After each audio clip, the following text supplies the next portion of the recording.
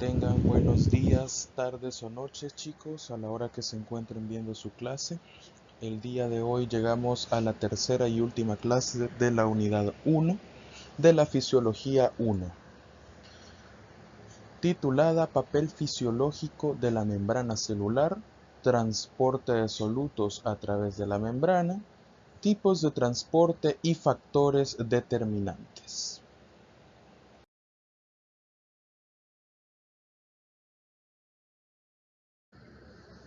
Como ya se les informó en las dos clases previas, esta clase también es o debe ser tomada como una guía didáctica de estudio. Para esta clase se va a evaluar del libro de la Fisiología de Levitsky, el capítulo 3 específicamente.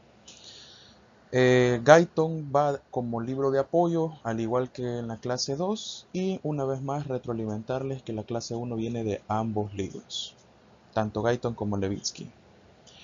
Bueno, vamos a comenzar hablando de los objetivos de clase.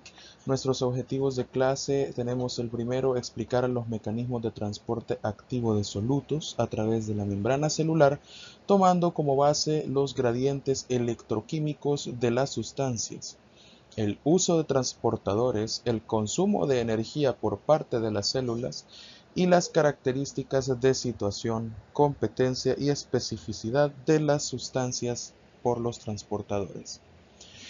El siguiente objetivo, interpretar el proceso de la osmosis y la generación de la presión osmótica como resultado de la diferencia de concentración acuosa a través de una membrana semipermeable con el apoyo de la teoría y la experimentación. Y nuestro último objetivo, explicar qué se entiende por soluciones hipertónicas, isotónicas e hipotónicas, con base a los efectos que producen en el volumen celular, reforzando el conocimiento con la experimentación. Así que estos son los contenidos que vamos a desarrollar. Vamos a retroalimentar un poquito de la clase pasada en cuanto a algunos transportadores y ejemplos de transporte activo. Así que pues vamos a dar inicio ya.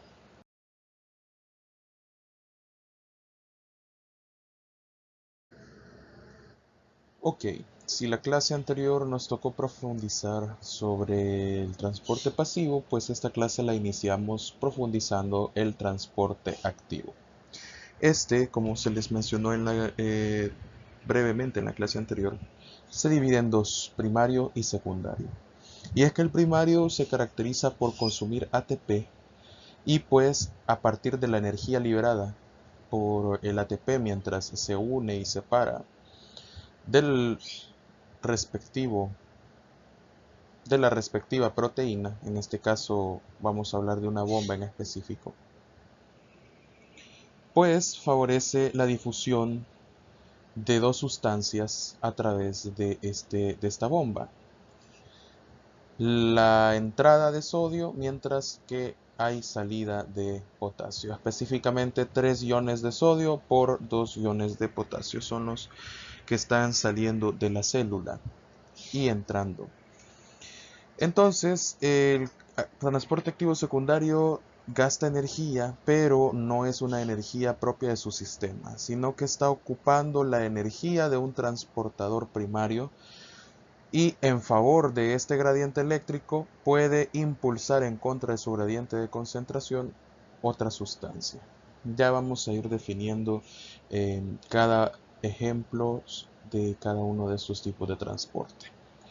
En el caso de la bomba de sodio-potasio, que vimos el esquema en la clase pasada, esta necesita cambiar de estado conformacional en al menos 3 ocasiones para permitir el flujo de 3 iones de sodio del espacio extracelular al intracelular, mientras que pasa por procesos de fosforilación y de unión covalente a una molécula de ATP para que este sodio termine de llegar a la membrana. Sin embargo, el ATP todavía no se ha terminado de consumir y es ahí donde se separa, permitiendo que 2 iones de potasio pasen del espacio intracelular al espacio extracelular, donde finalmente la bomba se separa nuevamente del ATP. para que pues este ciclo se repita. Luego tenemos otros ejemplos como las bombas de calcio que habíamos mencionado, que eran las bombas que se encontraban a nivel transmembrana, y la bomba que se encontraba uniendo el retículo sarcoplásmico con el citoplasma, que era la bomba cerca, ¿verdad? Que estas ambas tipos de bomba necesitaban ATP, hidrolizar moléculas de ATP para mover calcio en contra de su gradiente de concentración.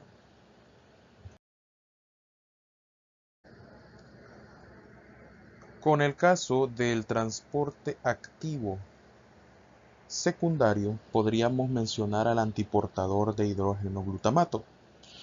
Este utiliza el gradiente de concentración de hidrógeno que se establece por otra bomba de hidrógeno de tipo B a través de la membrana que rodea las vesículas sinápticas, o sea, la membrana celular de la zona de sinapsis de una neurona, para poder así concentrar glutamato dentro de las vesículas secretoras. Ya vamos a hablar sobre los procesos que ocupan vesículas de secreción más adelante en esta clase, pero en fin, la explicación básica es esta. Se está ocupando el gradiente electroquímico que genera otra proteína, en este caso la bomba de hidrógeno tipo V, para que el antiportador utilice este mismo gradiente eléctrico para generar expulsión de hidrógeno al citoplasma mientras introduce glutamato dentro de las vesículas sinápticas.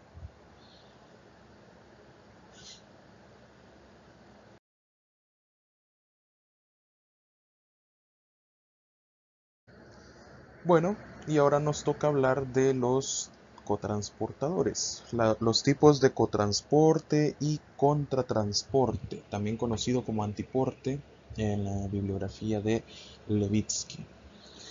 La clase anterior teníamos un esquema bien bonito con tres canales que explicaban tres transportadores que explicaban este tipo de fenómenos. Sin embargo, el día de hoy toca darles su lugar a ellos para hablar a profundidad al respecto. Y es que los uniportadores son proteínas que transportan una sola sustancia en favor de su gradiente de concentración. Un ejemplo de ello, lo menciona nuestra literatura, es el transportador de glucosa.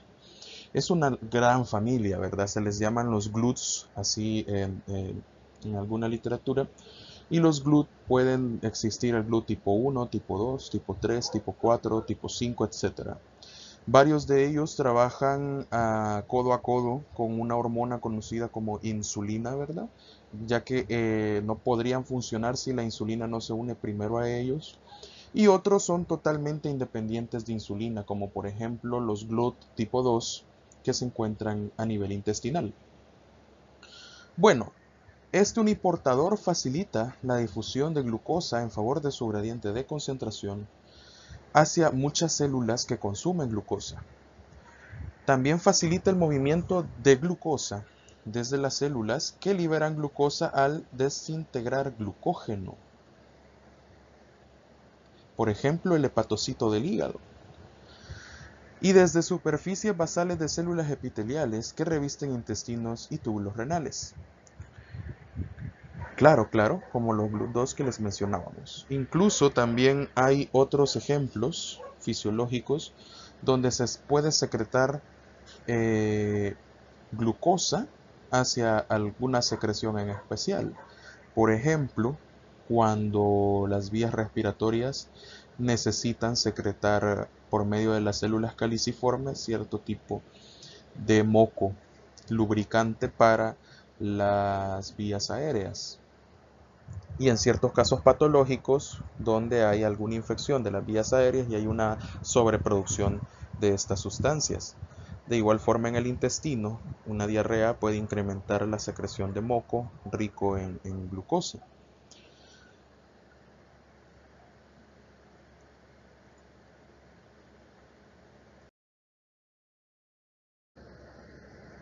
Y luego tenemos los importadores. Un ejemplo de ellos es el cotransportador sodio-glucosa, bastante frecuente de ver en las células intestinales, conocidos también como SLGT por sus siglas en inglés.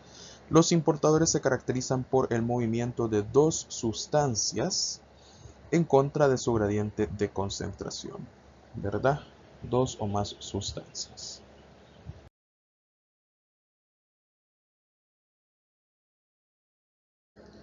Y luego tenemos el antiporte o contratransporte, también conocido, donde estos transportadores, estas proteínas, siempre mueven dos sustancias igual que en el simporte, pero lo hacen una en favor de su gradiente de concentración y otra en contra de su gradiente de concentración. Ya habíamos mencionado al antiportador de hidrógeno glutamato, pero fue en el transporte activo secundario. Esta vez vamos a enfatizarnos más en cómo funciona. Y es que el antiportador hidrógeno glutamato está ocupando el gradiente electroquímico de una bomba de hidrógeno tipo V, como habíamos dicho.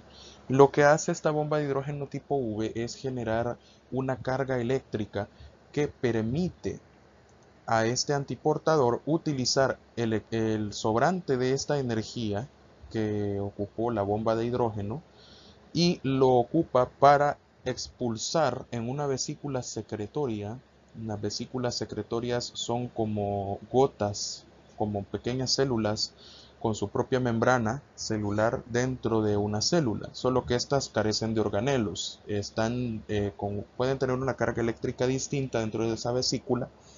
Y también puede haber proteínas enzimáticas, puede haber sustancias como hipoclorito o altas concentraciones de iones de hidrógeno. Entonces es por ello que estos excesos de iones de hidrógeno se ocupan para bombearlos hacia el citosol y a su vez introducir glutamato dentro de esta vesícula. Esta vesícula puede tener en su membrana estas proteínas antiportadoras que siempre van a servir para concentrar o para expulsar sustancias de su contenido. Estas vesículas luego se fusionan a la membrana celular en procesos que estamos por definir en las próximas diapositivas.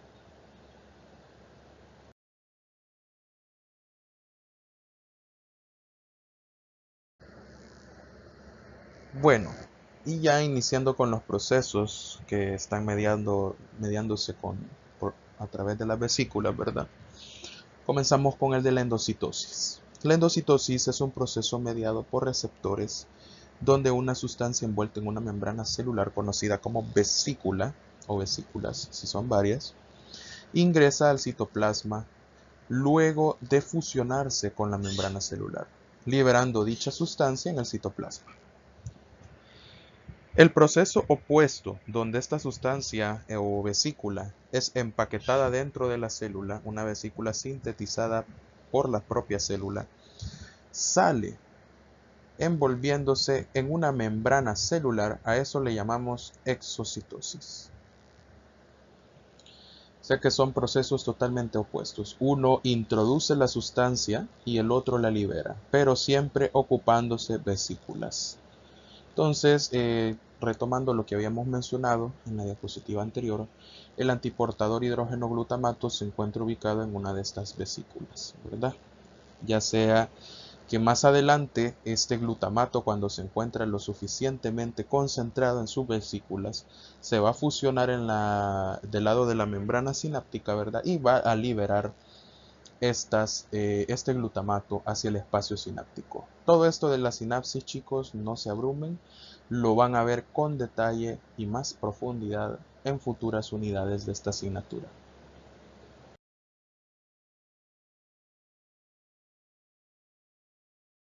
Y bueno, ya uniendo dos procesos en uno solo, tanto la endocitosis como la exocitosis, tenemos un fenómeno llamado transitosis. Y es que en la transitosis se utiliza el mismo principio de las vesículas para que estas sustancias macromoléculas o moléculas pequeñas altamente concentradas dentro de ellas ingresen a la célula, solo que éstas van a recorrer desde el polo celular donde ingresaron, atravesando todo el citosol sin liberar la sustancia como ocurre en la endocitosis, hasta llegar al otro lado de la célula, para después pasar por exocitosis, salir al espacio extracelular. Así que literalmente atraviesa la célula sin restarle membrana celular en ningún momento. Este sería el proceso de transitosis.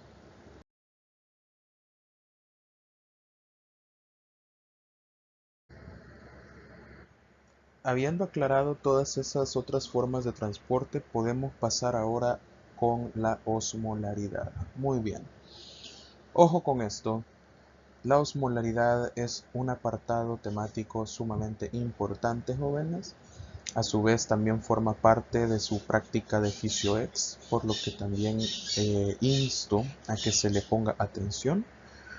Aprovecho el momento para recordar una vez más de que tienen que leer directamente de su libro de texto, Levitsky, todos estos contenidos para que los tengan desarrollados a profundidad. Y bueno, entonces, osmosis es la difusión molecular, conocido como proceso pasivo, puesto que no estábamos gastando energía para que se lleve a cabo, mediante el cual el agua se difunde desde áreas de concentración altas en agua hasta aquellas de baja concentración.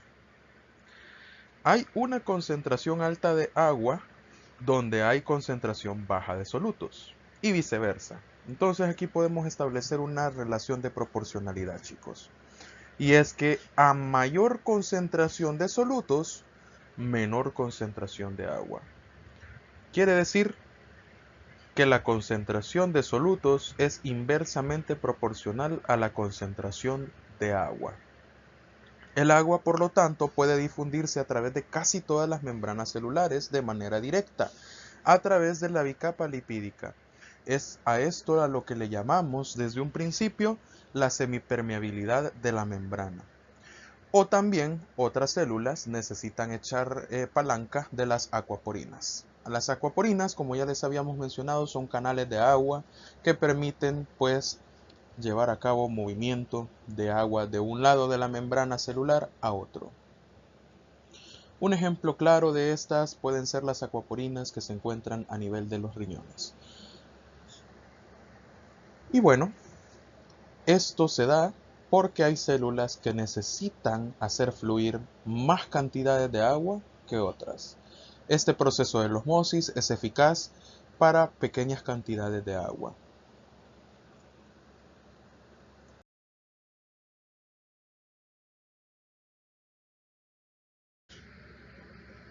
Y finalmente tenemos un esquema que nos explica perfectamente la ósmosis. Y es que en el contenedor de la izquierda, que está separado por una membrana color rosado, al parecer tenemos la misma cantidad de agua, pero no es así. Las esferas azules representan las unidades de soluto en cada lado del recipiente separado por la membrana. Si podemos observar en el lado izquierdo de este primer recipiente, tenemos menos soluto. Quiere decir que ahí hay más agua. Y en el otro, a pesar de que tenga el mismo volumen, tiene menos agua, porque el resto del volumen está compensado por la cantidad de soluto, la cual es superior en esta zona. Cuando la osmosis ejerce su efecto a través de la presión osmótica, ya la definiremos en la próxima diapositiva, esta presión ayuda a que el agua difunda desde donde está más concentrada hasta donde se encuentra menos concentrada. Y podemos observar el equilibrio osmótico en el recipiente de la derecha de nuestro esquema, siempre dividido por la membrana, pero aquí ya ocurrió esa difusión.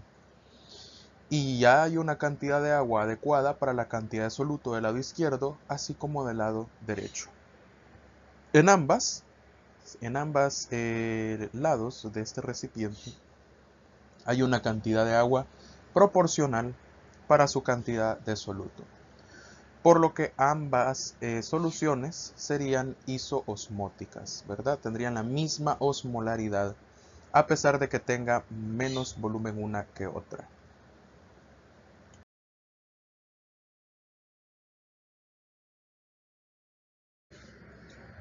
Entonces, chicos, tenemos la definición de la presión osmótica. La presión osmótica es aquella presión, valga la aclaración, las presiones se están midiendo en milímetros de mercurio y en sus experimentos del Physio-X se verá en milímetros de mercurio. Entonces la presión osmótica es esa presión mecánica necesaria para producir un flujo de agua igual y opuesto al flujo osmótico producido por un gradiente de concentración de agua. De manera simplificada, es la presión que se necesita para equilibrar la osmosis, la concentración osmótica, ¿verdad? La osmolaridad en los dos lados de una membrana.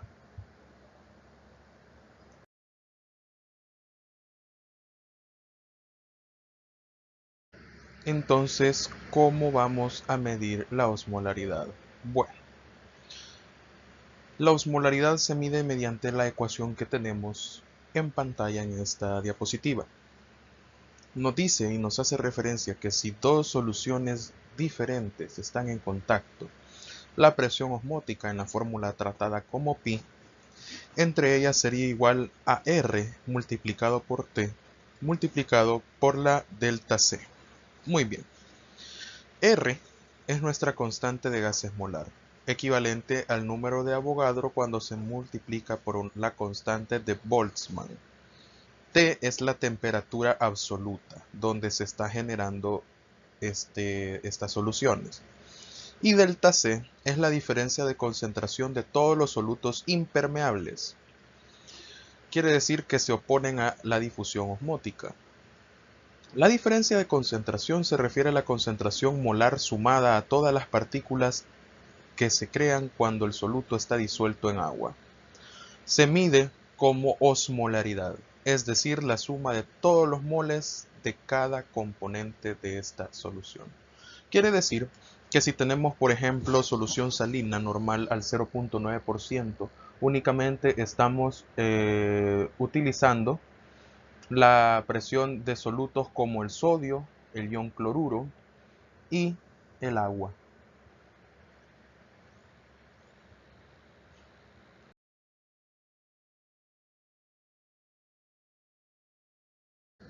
Ahora que ya hablamos de la osmolaridad y de la osmosis y presión osmótica, vamos a abarcar otro término que se relaciona con estos procesos, que es la tonicidad. La tonicidad es una propiedad física que relaciona la osmolaridad frente a sus efectos en el volumen del líquido intracelular.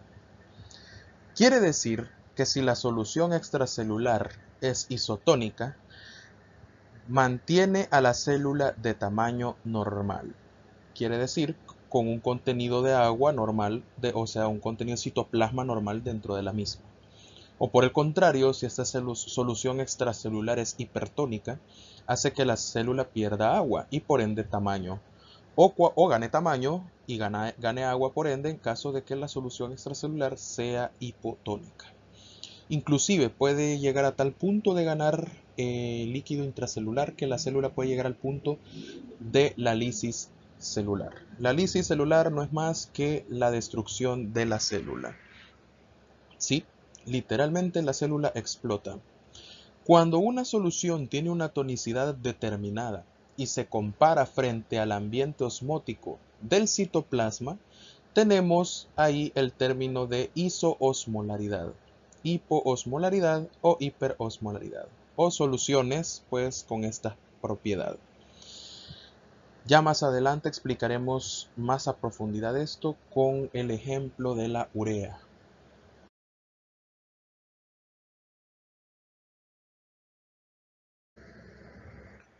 Y aquí tenemos dos esquemas. Concentrándonos en el primer esquema, vamos a dar la explicación a la tonicidad. Bueno, Tenemos la misma célula en tres ambientes diferentes. El primer ambiente en el que nos vamos a fijar es en el normal. Aquí vemos un glóbulo rojo, un eritrocito, ¿verdad? Un glóbulo rojo en un ambiente extracelular isotónico, como lo es el plasma, ¿verdad? El plasma de un paciente sano. Muy bien, ¿qué pasaría si el plasma del paciente ganara demasiados solutos? O sea, se concentrara demasiado el sodio en el plasma, se concentrara demasiado la albúmina, que es la proteína que le otorga una gran presión oncótica al plasma. Bueno, lo que ocurriría es que el plasma se volvería hipertónico frente al ambiente intracelular del eritrocito. Quiere decir que el eritrocito, para compensar la presión osmótica que ocurre sobre él, tiende a hacer fluir su citoplasma, su líquido intracelular, hacia afuera, debido a que la presión, las fuerzas de osmosis están actuando de esa forma sobre él. El agua fluye de adentro hacia afuera del eritrocito y podemos observar que se encoge. Muy bien, regresemos al eritrocito normal. ¿Qué ocurriría si pasa todo lo contrario? En el plasma de repente se baja demasiado el sodio, se baja demasiado el calcio, entre otros elementos solubles que van en la sangre, pues perdería osmolaridad del plasma frente al líquido intracelular del eritrocito y entonces el líquido estaría menos concentrado dentro del eritrocito. Por lo tanto, empezaría a ingresar agua del espacio extracelular, en este caso del plasma, hacia el citosol del eritrocito, generando el proceso de hinchazón, ¿verdad? Por así decirlo, generando ese incremento de volumen intracelular. Y bueno, pues imagínense nada más el proceso de lisis celular, en este caso sería como ver explotar un globo que se infla mucho. Básicamente eso es lo que ocurriría si el medio se vuelve demasiado hipotónico. Ahora chicos, vamos con el siguiente esquema, que es el de abajito, que está entre tonos de rosado, ¿verdad? En el primer compartimiento vamos a observar una solución de cloruro de sodio con una concentración de 150 milimoles, que equivale como a 9 gramos por litro, o lo que viene a ser la famosa solución salina normal al 0.9%. Esta va a ser isotónica en las células del ser humano y también va a ser isoosmótica para el contenido de la célula. No obstante, si nosotros nos ponemos a ver una solución con urea de una concentración de 300 milimoles, esta también va a ser isoosmótica para el contenido de la célula. Pero una célula colocada en esta solución se va a hinchar, y esto es porque la urea puede ser isoosmótica, pero es hipotónica. Y si es hipotónica, tiene una tonicidad tan insuficiente que provoca que las células se hinchen. Difiere de la solución del cloruro de sodio porque la urea puede cruzar la membrana celular. La adición de un material permeable como el cloruro de sodio, ¿verdad? La solución salina, a una solución de urea va a aumentar su osmolaridad, pero no su tonicidad. Cuando se añaden estos solutos impermeables, se hace una solución hipertónica. Quiere decir que una solución salina o una de cloruro, que es lo mismo que la de cloruro de sodio al 300 milimoles, es hipertónica y hace que las células disminuyan su volumen.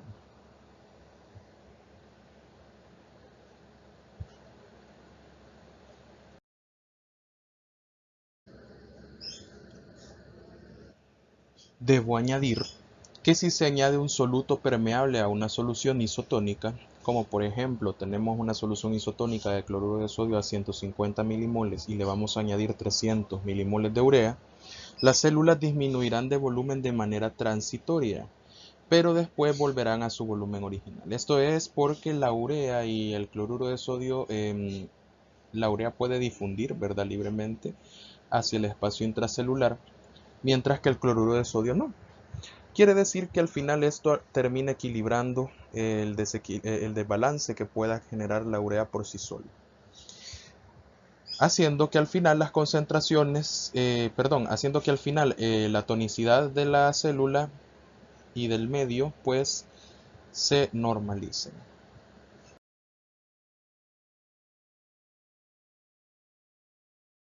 Aquí en este esquemita podemos ver representado el efecto de la urea entonces a nivel celular respecto a la tonicidad. Y es que al principio tenemos una solución isotónica de cloruro de sodio a 150 milimoles. Recordemos que esta es una solución al 0.9% y le agregamos 300 milimoles de urea. Transitoriamente esto se convertirá en un medio hipertónico, generando que la célula pierda volumen, pero inmediatamente se normaliza luego de una elevación también igual de transitorio y volvemos al medio isotónico desde el principio. Esto por la propiedad de difusión libre que tiene la urea. Cabe aclarar que hay pacientes que requieren de este mecanismo de añadirle pues soluciones isotónicas para diluir un poco la intoxicación con sustancias como la urea que estamos observando ahorita.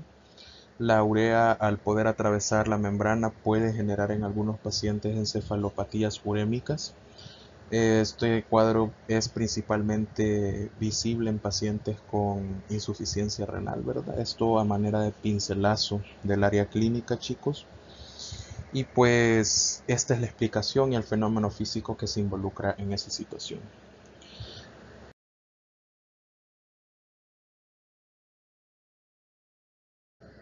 Como ya saben, todas las clases traen su par de preguntitas de reflexión. Por lo tanto, las dos que competen a esta clase son: explique a qué se debe el efecto tónico de la urea en el volumen intracelular.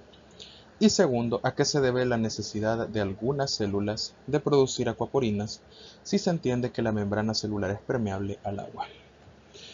Respóndanlas para ustedes. Recuerdan, estas las responden para aprender, para entender, no se les evalúan y es por eso que son el que los realiza, pues es el que más va a enriquecer su bagaje de conocimientos médicos.